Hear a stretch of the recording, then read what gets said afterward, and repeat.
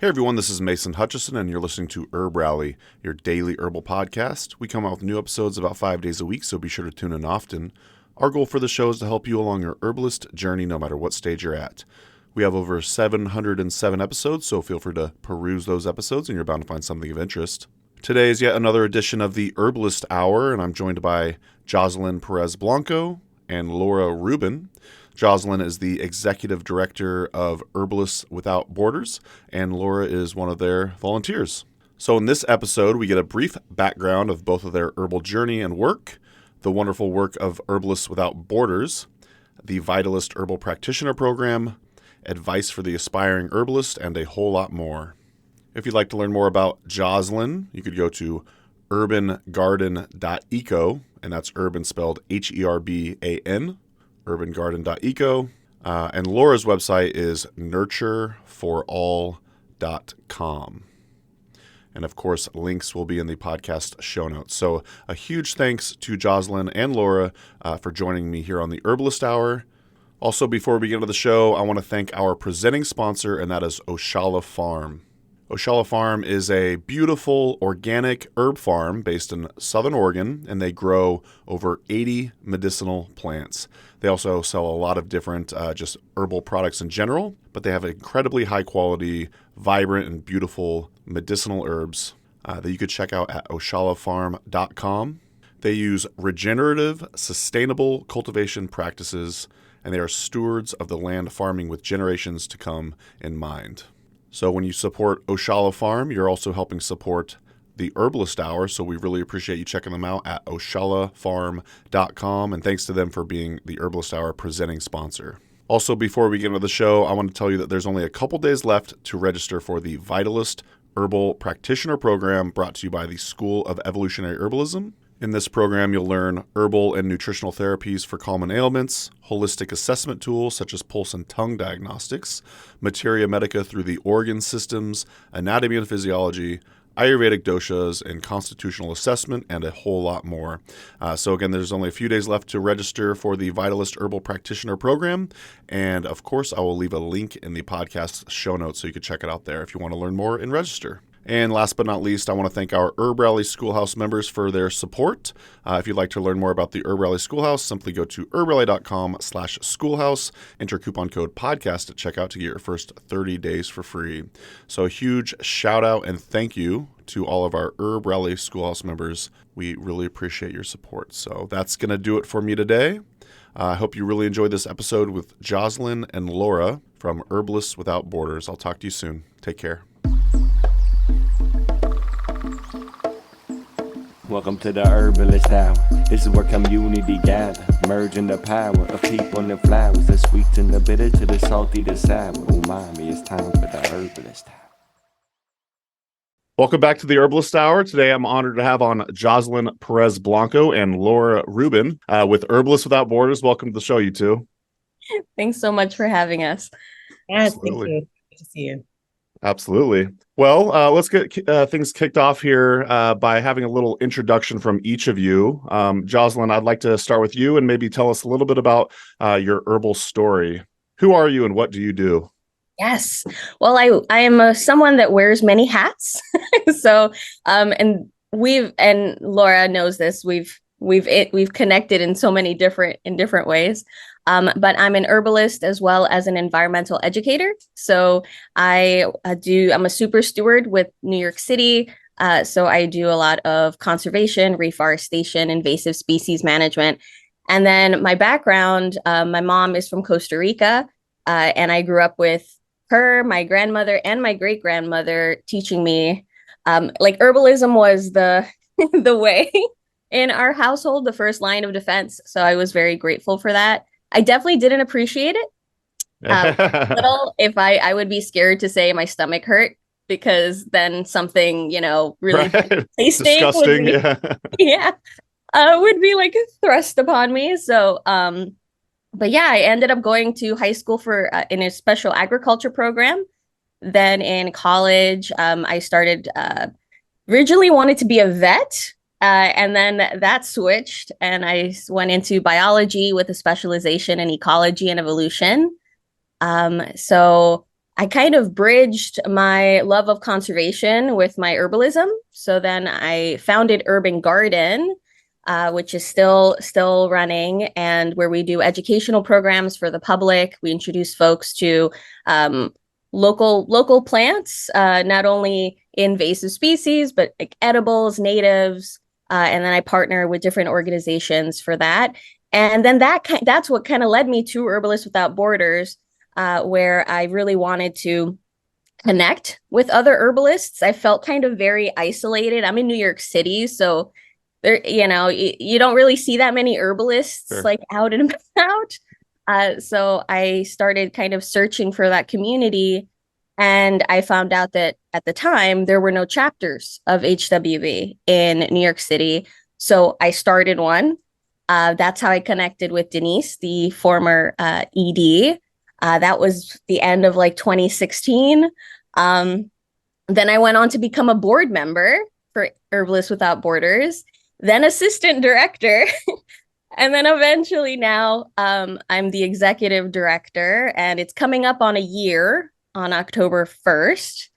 And during that time, I also connected with the School of Evolutionary Herbalism. And so it's been over 2 years now, and I'm part of their student support team. So I'm kind of like everywhere. And with the AHG, I'm on the board of directors, and I'm the chair of the Diversity, Equity, and Inclusion Committee. Wow. And they have chapters too. And that's how I originally met Laura, was through the chapter events when we were kind of trying to rekindle the chapter here in New York. So it's been a winding road, but I try to really, like I mentioned, bridge my love for conservation. So a lot of my work in the background is a lot of like eco herbalism. So I introduce folks to plants, and not only how to remove them when they're supposed to be removed from our parks, but it's a great learning tool because now they can see how it grows, what it smells like. It's not always good to eat it where we find it, but at least, they have it in front of them. So it's like a volunteer plus learning experience. And I really love doing it that way. Like you said, you wear a lot of hats, and a lot of times when I ask herbalists, their herbal business advice or whatever, they say you got to wear a lot of different hats. So, So Laura, how about you? Yeah, it's funny. I was gonna say the same thing, where it's like you wear a lot of hats, and it's definitely like a culmination of many paths that get you to where you are. So I am a clinical herbalist and flower essence practitioner, and also now I've stepped into a role as herbal educator, which is very exciting. My journey is kind of different than Jocelyn, in that I grew up with parents who don't really even like to sit on the grass because it feels good to them, and never had like any kinds of herbs introduced to me in childhood. But I grew up with Crohn's disease, which is an autoimmune disease, and I had that since I was 12. And so once I started to get older, was really looking for ways that I could help feel better because I was sick a lot, and manage that. And so my background is in event production and marketing and brand strategy. I still do that. I still consult in marketing. And I was working on a lot of festivals, producing like really high level events for big brands, traveling a lot, and just like burning myself out really hard in my mid to late 20s. And got really sick, had to have like 2 huge surgeries, bedridden. And that's when I say herbalism shined this like beautiful light in my life, because I was like, my doctors are smart. They're well-intentioned. They're some of the best doctors in New York, where I was living. But they're not my healers. Like, I think healing needs to feel empowering. And I think it needs to like feel like a connection to something. And for me, that was connection to plants and connection to self. So yeah, I was really lucky to do an apprenticeship with an amazing herbalist, Liz Neves, in New York. And then started joining AHG, which is the American Herbalist Guild, and went to many symposiums and started geeking out about the possibilities of what an herbalist could look like, from, working at a school or owning a school to having clinics, street clinics, all kinds of, growers, all kinds of paths. And then was seeking community in New York City and saying, we're a huge city, but not many herbalists. Where are they? Like, it's got everything you could ever desire, but maybe fewer herbalists than one would want. And that's when I connected with Jocelyn. I started as a member of HG and the HG NYC chapter. And then during COVID, actually became the president of New York City chapter as kind of hands changed, people moved away, and was like, I really want to keep this going for the local community. And then also last to plug is that I have a company called Nurture, which is a natural remedies company. And it's also where I offer services. So I see clients one-on-one, supporting them with their health, and really focus a lot on supporting people, especially with like any kind of belly, digestive stuff, mind-gut connection, areas that I've deeply learned in my own healing journey. And that's nurtureforall.com. Yes, correct. Nurtureforall.com. I keep hearing about there's not that many herbalists in New York City. I do know of, like, say, the Arbor Vitus School is there. But let's introduce this term called HPC, herbalist per capita. It seems like New York City has a very low HPC, whereas, like, say, a place like Eugene or San Francisco or wherever has a high HPC. I never really thought about that before. There's so many people in New York City. I would think that there would be like a lot of herbalists there, but not so, huh? No. Yeah. And I mean, almost like a concrete jungle there. Oh, absolutely. But I think it's just that separation. Like, we have the boroughs here in the city too, and so when you go to community gardens, for instance, you do start to connect with a lot of herbalists. Sure. So I love going to community garden events for that reason. For sure. Some folks aren't promoting themselves on Instagram, or they've been doing community work for a really long time, and that's social media is just not their thing. And so just kind of going, and you got to look for them. Definitely. They're for there. Sure. But yeah, hard to find. So Laura, you mentioned a couple of your herbal mentors. Jocelyn, did you have any herbal mentors besides, say, your family? Oh yeah. I mean, Seja. For sure. But oh gosh, Rosemary Gladstar. Growing up, that was one of the first like herbal books that I had gotten. I have quite a collection of her books. I have David Hoffman. There's a lot, but I have a very large book collection, and so Herbalists love their books. And stay tuned on the Herbalist Hour. I did a live interview with Rosemary Gladstar at the Great Lakes Herb Fair. So that's coming out next week. Super excited for that one. But just a quick break from the show to thank our presenting sponsor, Oshala Farm. Oshala Farm is a beautiful and vibrant certified organic herb farm based in Southern Oregon, where they grow and sell over 80 different plant species. The founders, Elise and Jeff Higley, have been longtime friends, so I highly trust their growing methods and ethics. You'll love the potency and vibrancy of all the herbs they have to offer. To learn more and purchase their herbs and other organic goods, head to oshalafarm.com. So thanks once again to Oshala Farm for sponsoring the Herbalist Hour. Now back to the show. Enjoy. Jocelyn, why don't you tell us more about the work of Herbalists Without Borders? Yeah, sure. So HWB, we're a global grassroots organization. We're a 501c3 nonprofit.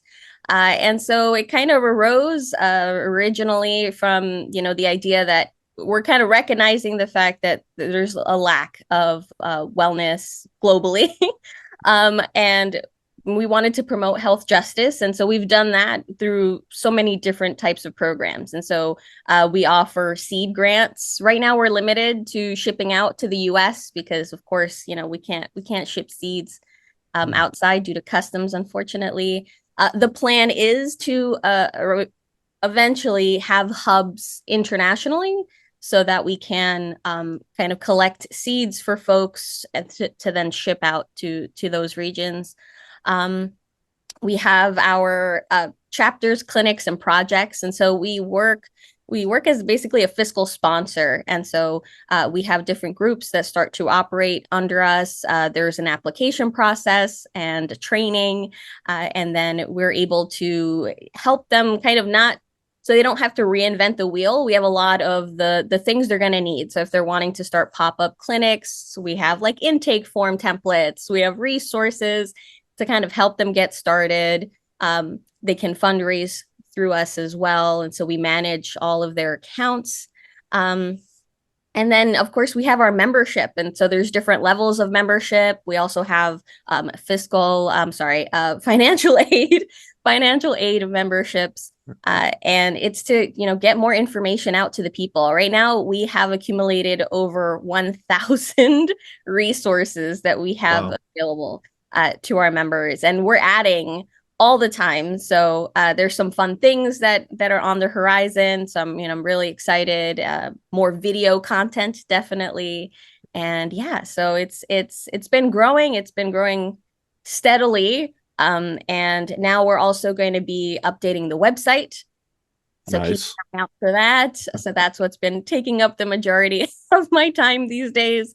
But yeah, new site, new way for everything. There's going to be like modules for like learning modules and everything. I'm really excited. So it's happening. What is the membership fee? Yeah, so it ranges. So it's all on a sliding scale. Cool. So we have financial aid memberships available for folks if they wanted monthly, as little as $3 a month. To even 10 a year. So if that's all that you're able to afford. But then there's our individual memberships that can be anywhere from like 40 to 60 per year, or $5 to $10 per month. So there's a lot of options. And then we have business memberships that are a little bit higher. But our business, nonprofit, and school memberships, we have offerings where you can bundle. So if you're a business and you want to basically purchase like 10 memberships, for instance, you'd pay that one fee, and then those 10 folks, we would input them into our system, and they'd all have memberships. So yeah, with the larger membership levels, there's definitely more options in that regard. Very cool. Laura, what's your role with HWB? So I recently joined as a volunteer to be the partner donations coordinator, as well as fundraising. So, I was chatting with Jocelyn, catching up with her recently, and she's sharing about all of the things that she's doing with HWB. And I felt that I could probably use some of my skills, not only as an herbalist, but working in marketing, forming brand partnerships, and connecting with other brands to help support the amazing work that HWB does. So yeah, that's what I'm currently doing. Well, that's kind of how we originally started this conversation, was the introduction to Mountain Rose Herbs. Did anything come about from that?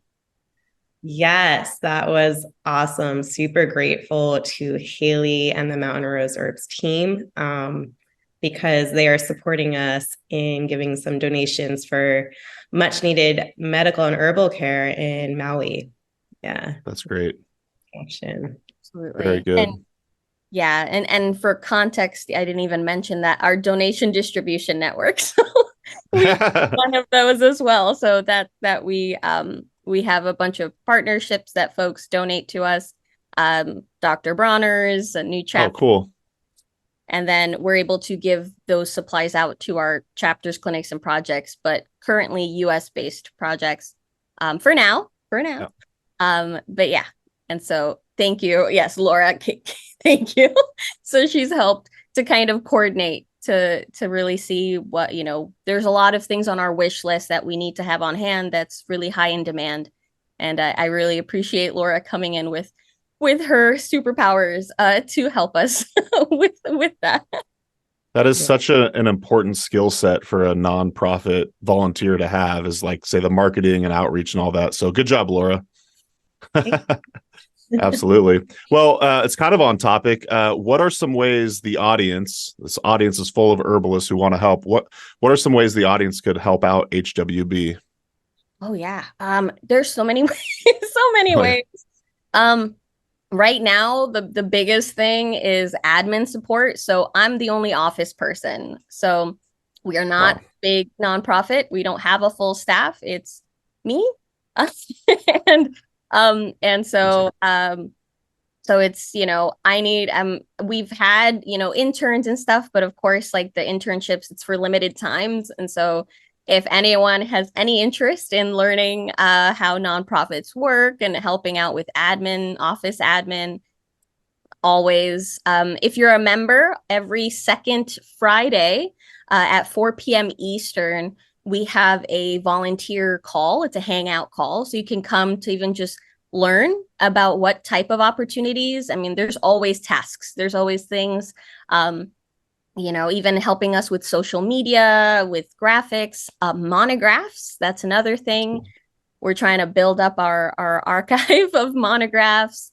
And we make both member facing and non-member monographs so that they're, we have like clinical monographs and then some short form monographs. There are a couple pages that are open to everyone. So anyone who's interested in making content and helping us out in, day-to-day operations, that's always really, really helpful. Like, yes. Yeah, I want to say, as I was looking at your website, there's like a staff monograph writer. I can't recall her name, but so it sounds like someone's constantly writing monographs for you. Is that the case? He's one of our volunteers, Connor. Yes. That's Connor. That's right. Yeah. So she's been helping us for like 2 years now with some monographs. And we're very grateful to Connor. Connor, thank you if you're That's watching. so cool. But we, it's as much help as we could get, it would be very appreciated. And just to add to that, I mean, when I started joining our HWB and learned all about the resources that we have and, just so many things that HWB does for people around the world, it was clear that this is like a really powerful organization that's actually quite, scrappy and bootstrapped. Yeah, totally. And so membership dues are like a main component of how this organization can survive and keep going. And so if you're just even interested to be a member, as Jocelyn said, there's, such a wide range of sliding scale, but like any funds really does help keep this org going to do the work that we do. Yes, absolutely. And there's so many different, if you want to kind of we have general donations, we have the website upgrade, campaign, if that's kind of something you'd want to support. There are several like chapter campaigns that you can go on the site and check out. There's even options if you want to kind of pay forward. So some folks donate so that we can offer scholarships to folks to get full annual memberships. Also, because we're so small, shipping out our donations to distribute them out to our groups.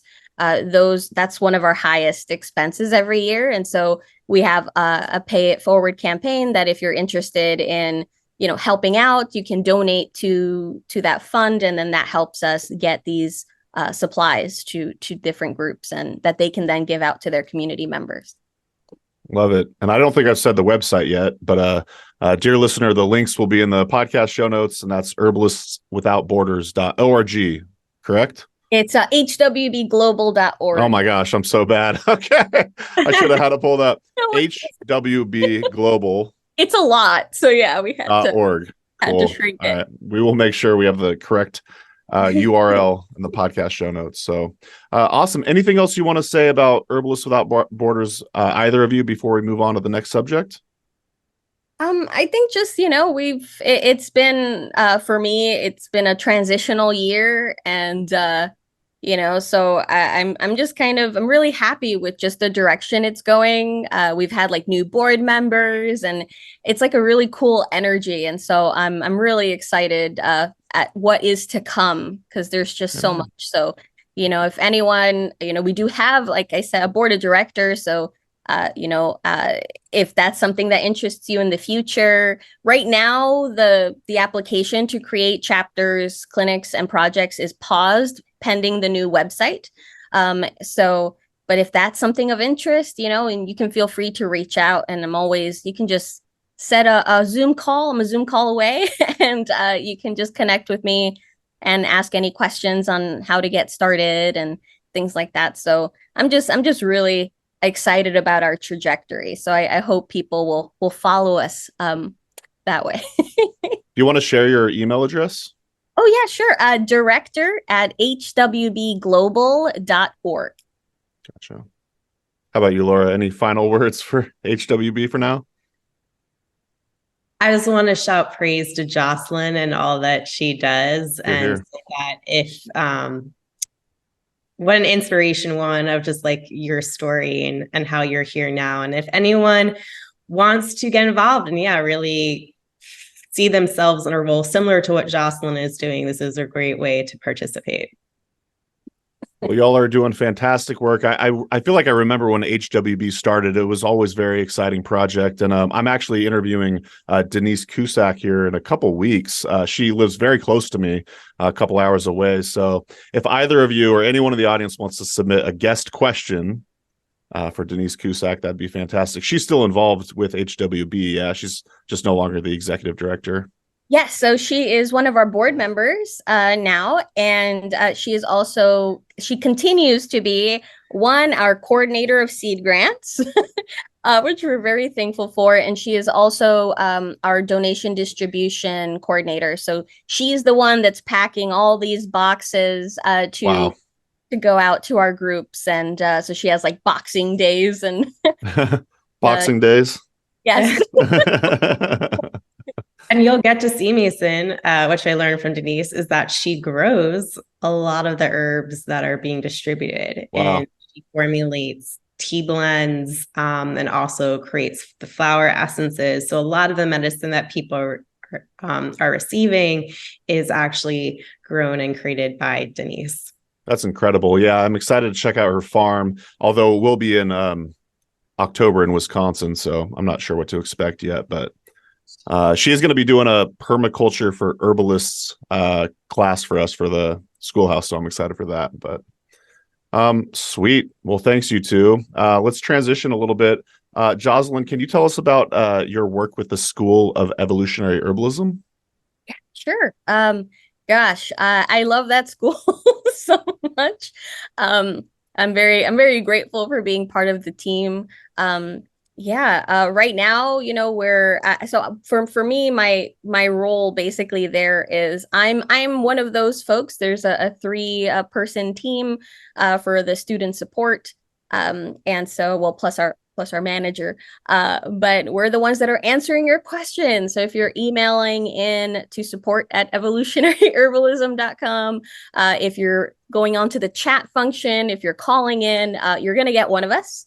And so we're there to answer all your questions regarding the programming, to help folks, make any updates to their accounts, anything like that. And then I also help with moderating the live webinars. So we have student quarterly webinars and the Materia Medica monthly webinars as well. And of course, any launch webinars. So I think that's one of my favorite things to do for EH, and it's the moderation, because I get to really connect with the students, and we shifted from Webinar Jam to Zoom at the beginning of the year.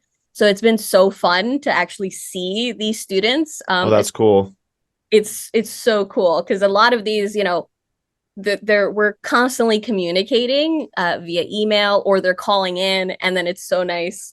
And we've done it even where like I'll unmute myself like as we're setting up, and folks are like, and it's so great to see their faces. But yeah. Webinar Jam sounds old school. So I get to just call it EH from now on. Then instead of saying School of Evolutionary Herbalism every time, it's a mouthful. Sure, yeah, that's internally that's how sure, of course. we refer to it. Well, you do have a launch coming up. It's called the Vitalist Herbal Practitioner Program. Can you tell us a little bit about that? Yeah, absolutely. And so there is the mini course. And so the mini course is a series of 3 lessons, and they're only up for like a limited time until enrollment closes. But they serve as a preview for the larger course. And so this is our most clinically oriented program. If this is something that you kind of want, those basic foundations, energetics, like holistic therapeutics, and kind of understanding how the body works, how the plants work, and how they work together. So if you want to kind of bridge that gap, um, and kind of learn, the foundations on how to be a holistic practitioner, either for yourself, or if this is something that you want to pursue as a business. So it really kind of gives you that those foundations. And so it's amazing. There's different options too, and what Seja does is he gives lifetime access. So after the payment plans are complete, and of course, he's in the process of shooting new videos, like new content and things. So if you are already a student, you get that automatically. So you don't have to worry like, oh gosh, he's coming out with a new version of the program in like 2 years or something, and folks might worry that they'll lose out. But no, you'll get access to the legacy version, and you'll get the brand new program. So it's amazing, and he's there. He breaks it down, and so it like for every step of the way, and then we're there, the support team, to also help out. So any questions you can have. So the options are to either submit them directly to us, where if we can't answer, then Seja will answer. And then there's also the options during those live Q&A sessions where you can ask Seja yourself. And so you can get your questions. And then, of course, those are recorded. So, and then there's an entire trove of past webinars for folks to go to. And the whole program is searchable by keyword. And it doesn't only search through the modules, but also through those Q&As. So if the question was brought up and he discussed it, and sometimes during these Q&As, he'll start off with a lesson and then he'll open up for questions.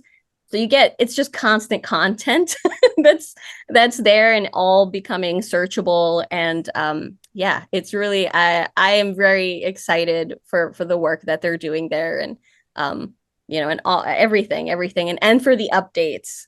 So for the new videos, new content that's coming out, I'm super, super excited. I love hearing that they're keeping the same Vitalist Herbal Practitioner Program.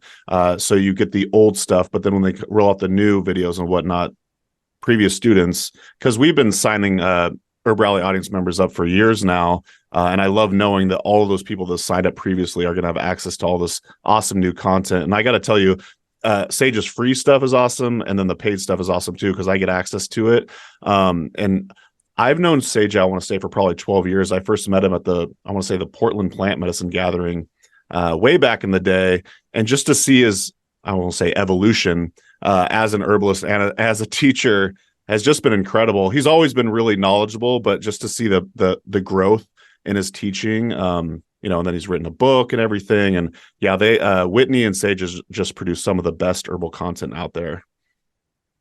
Oh, absolutely. And if you haven't checked out the book, everyone, I definitely have to plug his book. Sure. Absolutely amazing. Is wow. And it also comes with a free companion course. Oh, I didn't know that. With bonus chapters. Ooh.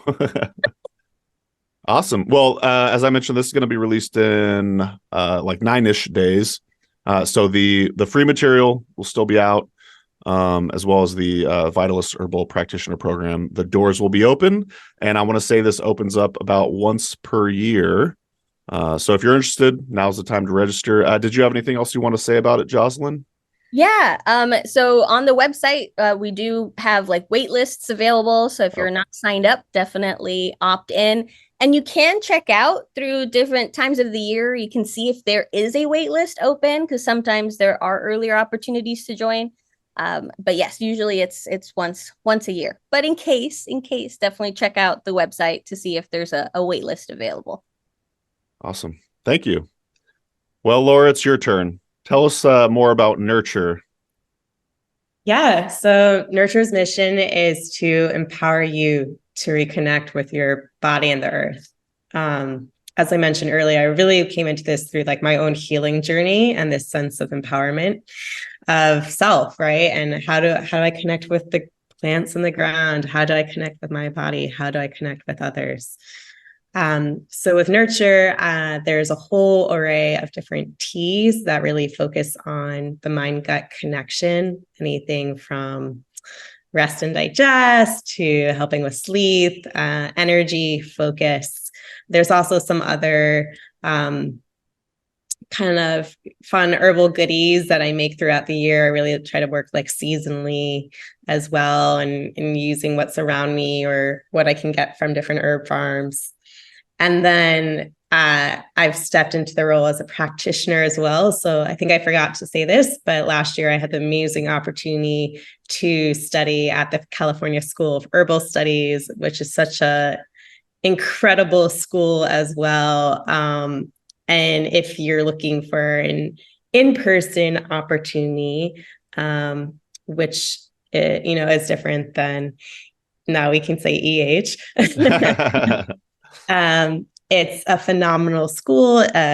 Singing back to Rosemary Gladstar, she was one of the original founders, and it's in a beautiful area of West County, which is north of the Bay in California. So big shout out to all of the teachers and mentors there.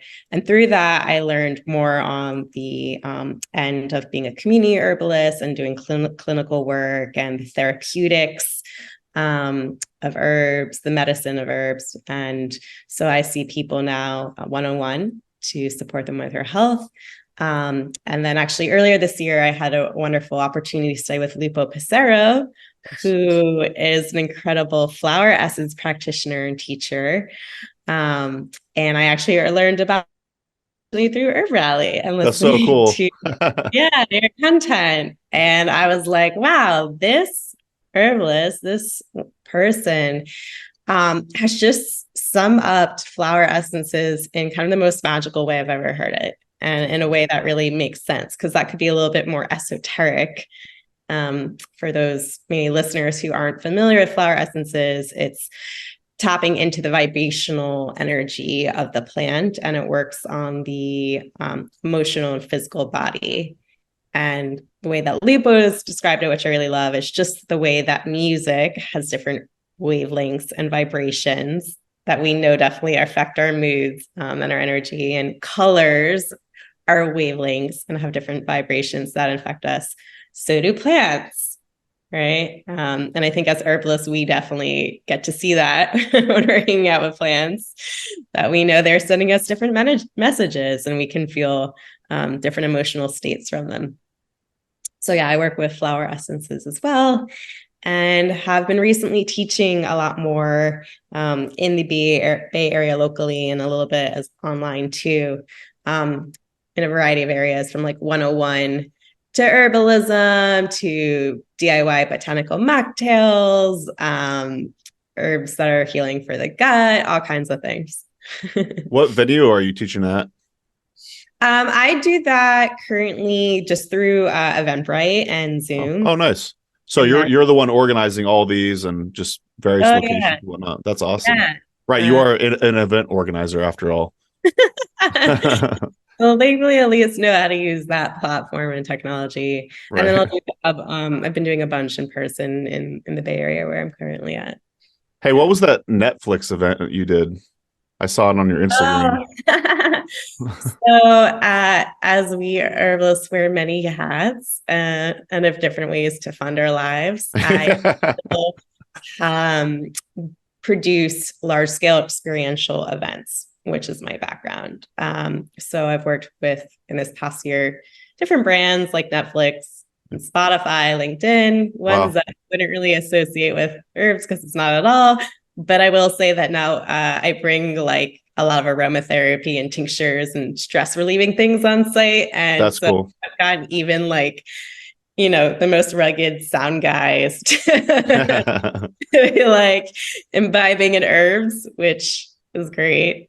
So that was an event that I did with them earlier in the year. Cool. Was David Hoffman at the school when you were at the California school? Yes, he was. And for our class, he taught a very wonderful working session and workshop on comfrey, and he is an advocate of it. So we visited him at the California school. I want to say it was like last April. And we recorded a few videos with him, including our most popular video on our YouTube channel, and it's his herbal business advice. And it's incredibly divisive. You either love the video or you hate it. It's just, if you ever want to be entertained, read the comments. But basically his herbal business advice is don't, as in don't participate.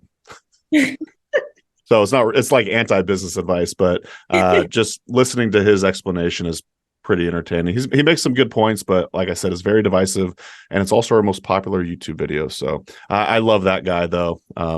He's been a legend in the herbal community for sure. He feels like a wizard, honestly. Absolutely. His voice. Yeah, totally. Well, why don't we transition a little bit? Thanks for sharing your story, Laura. Let's go into your let's say not herbal business advice. Let's reword that. Do you have any advice for the budding herbalist looking to make a career with herbalism? And Jocelyn, why don't we start with you? Yeah. I think the biggest thing to keep in mind is try to be as well-rounded Right. as you can be. So I think some folks, sometimes they focus on like just one teacher and they kind of hone in. I think you should try to find as many teachers as possible. And I think sometimes too, try to work with different herbs, and sometimes even see what's calling you. So I think one issue I've seen with even my own students in the past is they kind of like, they're kind of following along with a workbook or something, and they're like, yeah, no, I'm supposed to be learning about nettle right now, but I really want to learn more about valerian or something, and I'm just kind of follow the thread. I think that's the biggest thing, and even in your business. So try to see what lights that fire in you, because there's so many aspects of herbalism. Is it growing the herbs? Is it processing the herbs? Is it really talking and connecting to the people? Is that where you kind of want to approach it? So kind of try to experiment with all these different aspects and different teachers and different practices, and see kind of like try to follow the thread. And because I think in the end you end up doing something you really love, rather than kind of feeling like I'm supposed to be doing it this way. And I think that there's no one way to do it. You have to find your way of doing it. Such great advice. I love that. Thank you. How about you, Laura? I would echo that, and also build with two other things. One is like, this is a lifelong career, or hopefully for many of us. So this is the long haul, and it's very easy for us to want to do all of the things. Yeah. And I want to expect to be at certain places pretty quickly. So the first one is, in your exploration, also focus on what calls to you and allow yourself to kind of focus on that direction and path for a while, versus grasping at all the things and trying to do it all the time, because we can't. And then the other element of that is just to be gentle on yourself of where your path is. I think hopefully by hearing about our experiences, and with you, Mason, and basically every herbalist that I admire, it took people a long time to get to where they are. This didn't happen in the course of 3 years. Right. So being gentle on yourself. And I would say also another way to think about it is to think about how you'd like to visualize your day-to-day. So when Jocelyn brought up, like, are you someone who really wants to connect with people? Would you see yourself working outdoors, leading plant walks, or teaching? Are you wanting to be a lot with people? Or would you actually rather be with plants? Are you someone who thinks that you could be behind a desk and kind of sitting in the space that feels more comfortable to you? So if you can start to envision how you want your day-to-day to be, that can help influence what kind of herbal practice you want in a more professional setting. I love all that. So I'm hearing patience, Yes. envisioning, follow your heart. It's kind of like, I love all that. I kind of say the same thing as you mentioned, Laura. Yeah, when I first started Herb Rally, I was like, I want this to kind of be my gig or one of my gigs after 10 years. You know what I mean? So I set a really long-term goal with that vision, and then followed my heart the whole long while. And both of you, thank you so much. That's great advice for the budding and aspiring herbalist out there. Jocelyn, I saw on your Instagram account a quote of yours. I just thought maybe I would read it and you could expound upon it. You probably don't know what this is yet, or maybe you do. So you said, and I want to say this came from a different podcast you might have been featured on, but I just really liked it. So you have to keep a healthy inner ecosystem and then learn how to be a good steward of your outer ecosystem. Do you want to expound upon that? Yes, definitely. I think that one of the biggest pitfalls, and it's not just in herbalists, I think this is even in non-herbalists, is that folks forget we've become so disconnected with nature that we forget we're part of nature. We are nature. And so when you're working with herbs or even just holistic health in general, you're trying to really better yourself. Connecting with nature is part of that.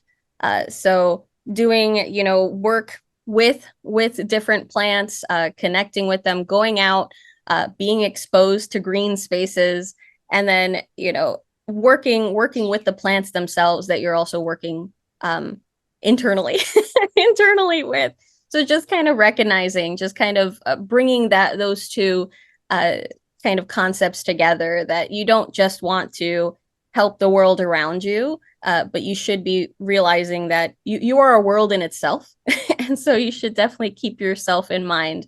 And so just how we, pull weeds in the outside garden, think about that internally. What are some weeds that you can pull, maybe just negative stimuli that you have around yourself, or what can you do to really cultivate, nourish yourself, and really make your ecosystem blossom, just like the outer ecosystem.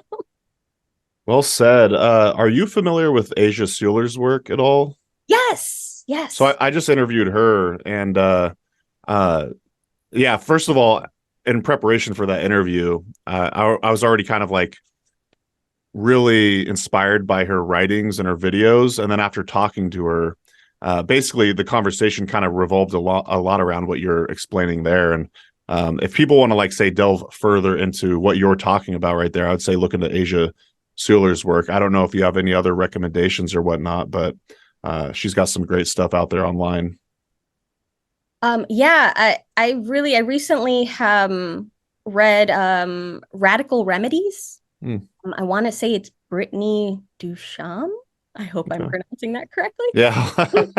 I'll look her up, or you can send me a link. Yeah. Yes, I will. But it definitely, I think a lot of herbalists, I mean, I'm going to say first and foremost, burnout is real. It's not herbalist burnout is very, very burnout. Yeah. And you can very quickly get there.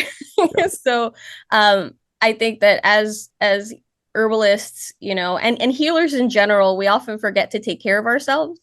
We're so busy taking care of others or wanting to take care of others and doing things to achieve that goal, that we definitely forget about ourselves. I mean, how many of us have been doing events and then it's the evening, you're like, I didn't eat. Dehydrated. Right, Laura? Yeah, it's totally. Or going without sleep, and it's just and I mean I've found this even within myself, where you're so focused on something, you're not even taking the herbs that you that you're recommending to other folks. You completely like I'll go sometimes like 2 weeks and realize like I've been so busy. I haven't even been taking like my infusions. Yeah. I haven't even had a cup of tea these entire 2 weeks. But with that book, Radical Remedies, I felt like she was like screaming at me in the book. Check And that she out. like, yeah, she's like, you have to take care of yourself. If you don't take care of yourself, you can't take care of anyone else. And that was really like the breadth of the book. And yeah, I definitely felt like yes, I needed that reminder. So that's a great book to check out. So many like recipes and recommendations. It's a beautiful book. It's a new one for me. Yeah, and I could attest to that. I was also the event planner for Mountain Rose Herbs for a decade, and I swear I never like ate during the event. I'd be like at the end of the day, I'm like, oh shoot, I need to eat something. Isn't that right, Laura? I don't know if you're the same way or not, but Oh yeah, you're like not eating, sleeping. yeah, If your friend happens to come to the event, they're like, "Oh, maybe we can hang out here." You're like, "No, that's I am just like on autopilot." And so right. but yeah, again, that's they're kind of the big wake up call for me Yeah. in that lifestyle was to slow down. My body literally told me you have to slow down right now, and Good deal. herbs are great allies in doing that. I also want to, I was just recently went to this beautiful event last Friday and talking about the ways that different people talk about like plants and medicine and how we tune into this. There's an amazing rapper named Lizzie Jeff, who's out of Los Oh. Angeles, and she goes by Rap Goddess, and she raps about plant medicine and herbs and higher self and consciousness and refilling the well. Super great person to listen to and a different way to learn about herbs. And so I got to see her perform, and I was at this event, and I was connecting with another woman, and we got inspired to create a different event. But we were talking about this element of how giving versus sharing, right? And we don't want to like give a piece of ourselves. We want to share. We want to share our knowledge and our energy with others. And when we're sharing, our cup should really be overflowing so that we have some to share with them, right? We don't want to deplete the well. So we have a vision for this event where I'll make an herbal elixir and everyone will have a chalice, and we'll literally let people self-pour and let it overflow so that they can visually see what this feels like to fill self and then be with others. I love that so much. Such a good visualization too. Can you tell me that rapper's name one more time? Yes, Lizzie Jeff. Maybe I could link to her in the podcast show notes, like Instagram or something, or too. I don't know if she'd be like a self-proclaimed herbalist. She definitely talks about a bunch of herbs and plants in it, and it's really cool. do you know Torrin Frost perchance? So No. Torrin Frost did the Herbalist Hour intro, which is a rap song, and he's based in Seattle, Washington. And yeah, he raps about herbs all the time as well. I think those two should link up and make an album or something. Well, actually, I do plant raps too. Oh, let's hear it. Spit some raps. I have a marshmallow wrap on the Nurture for All Instagram, as well as one about lavender. I gotta check that out. So yeah, it's a fun thing to do. I think also part of healing is play. Yeah. And humor. Yeah. And sometimes we come from the very heart-centered approach, and there's can be a lot of grieving or releasing, and then there's this silliness of it. So true. Yeah, I was talking to Asia about that in our episode, and she was talking about how kids are silly and we kind of lose that as we get older. And and I was like talking about going and hugging a tree, in public or whatever, and felt kind of silly, maybe because I was like, is someone going to see me or whatever? But who gives a shit? It felt good. And yeah, it's fun to be silly anyways. Yeah. Well, Laura, before we get out of here, I want to hear you talk about your Jewish herbal studies. Can you talk a little bit about that journey and maybe give the listener some resources to look into? Yes. So, I was born and raised Jewish, and I was really interested. I was unpacking herbalism and learning about different traditions. I was like, what are the Jewish herbal traditions? I was never raised for this, and it's not something you commonly hear about, and compared to maybe other kind of, ancient communities and things like Ayurveda and traditional Chinese medicine. So I started that path of exploring Jewish herbalism, I'd say like 3 years ago now. And it's really interesting, actually, because when you start to delve into it and when you look at kind of where Jewish herbalism sees like the root of illness, there's a lot of similarities in the way that we talk about energetics with like heating, hot and cold and dry and damp. And so if you want to learn more, there's 2 books, which I actually brought alongside me. One is called Ashkenazi Herbalism, Rediscovering the Herbal Traditions of Eastern European Jews. And this is Dietra Cohen and Adam Siegel. This one was released a few years ago, and I definitely know a lot of Jewish herbalists have engaged with this one. And then another one I want to do a shout out on is this book called Ritual Medical Lore of Sephardic Women, Sweetening the Spirits, Healing the Sick. And this is Isaac Jack Levy and Rosemary Levy Zumwalt. And this one was released in the 90s. And just for some context, so Judaism kind of has 2 overarching ways, I guess I would say, of practicing Judaism based on the diaspora and where people migrated to. So Ashkenazi refers to people like Europe, particularly Eastern Europe. And then Sephardic is the Middle East and Spain. And there's some like different kinds of traditions around that. There's also, if you're on social media and look up the hashtag Jewwitch. Is that 2 W's? Yeah, no W. One. Yeah, a lot will pop up there, and there's a lot of cool just spirituality and mysticism and things learning about plants in general through that. Yeah, the authors of the Ashkenazi book are, I believe, in the process of writing another book. So I'm going to have them on the show when they come out with that. I'm yet to pick up that book, but my friend Logan Keister really loves that one. Yeah, I think it's just helpful context. Again, I actually taught a workshop on Jewish herbalism at a place in Berkeley called Urban Adamah, which is a really cool Jewish permaculture farm, and they do a lot of different events and spiritual practices. And one of the things I shared, I think the reason why maybe this isn't as known is because of that element of diaspora and Jewish people fleeing and moving to all different parts of the world. And so you couldn't kind of have a connection to the same plants that maybe previous generations had, and knowledge would just kind of get lost or hidden in this kind of movement. So it's nice that it's being revitalized. Totally. How was the workshop received and attended? Was it pretty successful for you? Yeah, it was beautiful. There was people, it was very multi-generational, which was cool. And some people of varying knowledge. Here in the Bay Area, there, as we mentioned, of herbalists per capita. There's a lot of people who already have like a good working foundation of herbalism, and some who already even read some of these books. So, it's always like playing to different audiences. Right. Yeah, it was good. Sweet.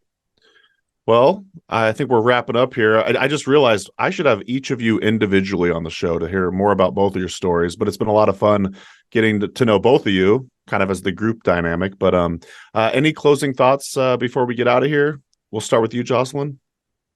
Yeah. Thanks again, of course. Absolutely. I do offer, I was just thinking this might be helpful for folks because it's a free resource that I have on my site, HerbGarden.eco. And so it's a glossary of botanical terms, both herbal terms and botany and horticultural terms in there too. And so, feel free. There's like over 50 pages and I'm consistently adding to it. So if that is of interest, like by all means, it's available for download. Is that one of those, like, say, pop-ups when they go to your website, or is there like a link on your website to find? Yeah. So there is, it's available as a download. So you check it out. It's free. So Awesome. Sweet. We will leave links in the show notes. How about you, Laura? Well, again, thank you so much for having us. It's Fun. such a joy to speak with you and love the work you do. you. I think I would just say, also in terms of wanting to connect further with me, my email, I can put it's laura@nurtureforall.com. There's ways to connect with me on my site. And I would say for anyone who maybe is also experiencing any kind of like digestive woes or things, or just feeling vulnerable or just wants to chat, like I'm super happy to chat. That's my life's passion.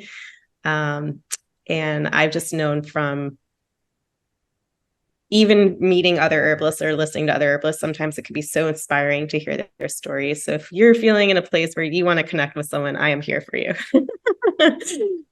Love that. Well, thank you both so much for joining us on the Herbalist Hour. Again, dear listener, please check out their websites, hwbglobal.org. I think I got that right. Jocelyn, can you say your personal website one more time? yes, HerbGarden.eco, and it's Urban HERBAN. That's right. A little play on words there. I like it. And then nurtureforall.com is Laura's website. So, all right, y'all. That's going to do it for this episode. See you in the next Herbalist Hour. Bye. And that's going to do it for today's episode. Thanks so much for listening to the Herb Rally podcast. If you'd like to hear more from us here at Herb Rally, we now have a text message community, believe it or not. Basically, it's just updates from us. We send about 1 to 7 texts per week, notifying you about new events, videos, courses, podcasts. You get the idea. It's pretty much like our email newsletter, just in text form. So if you'd like to receive text messages from Herb Rally, just text JOIN, that's JOIN, to the number 541-256-2895. Again, that's JOIN to number 541-256-2895. And to stop receiving texts, that's easy too. Just text STOP to the same number. It'll opt you out immediately. Okay, thanks again for listening. Have a great rest of your day.